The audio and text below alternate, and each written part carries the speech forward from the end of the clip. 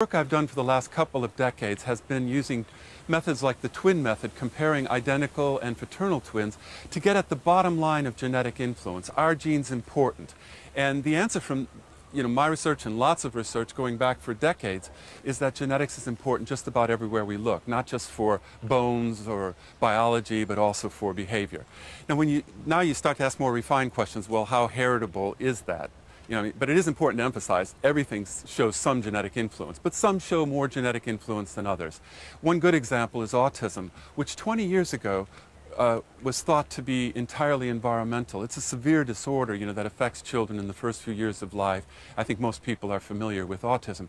Well, the first twin studies were done in the early 1980s, and contrary to what people thought, that is, identical twins would be no more similar than fraternal twins, it turns out identical twins are about 60% concordant or similar. That is, if one identical twin is autistic, there's about a 60% chance that the other one is. In contrast, fraternal twins who only share half of their genes, it was about a 5% concordance. So twin studies took autism from thinking about it as an environmental disorder is to thinking about it as one of the most heritable disorders around. And now people have begun to identify some of the genes that are involved.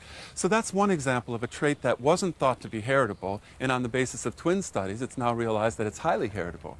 A counterexample, though, is, for example, alcoholism, which has been thought to be almost entirely genetic, partly because it was owned by the medical establishment and people assume, well, it's biological, therefore it must be genetic.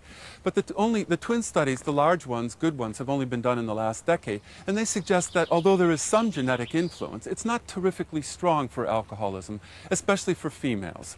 Now, there's lots of examples like this. The point I'm trying to make is that you can't assume what is heritable or isn't heritable. I mean, ulcers, people say, oh, well, that's stress environment. Well, it turns out there's a strong genetic component to ulcers because some people are genetically more susceptible to that stress, and it comes out in ulcers. So you can't assume what's heritable. You have to assess it, and the twin method is a good way of getting at that. But the most important point from all of this research is that genetics is important just about everywhere we look. There's no behavioral trait that has been reliably shown to be zero heritable.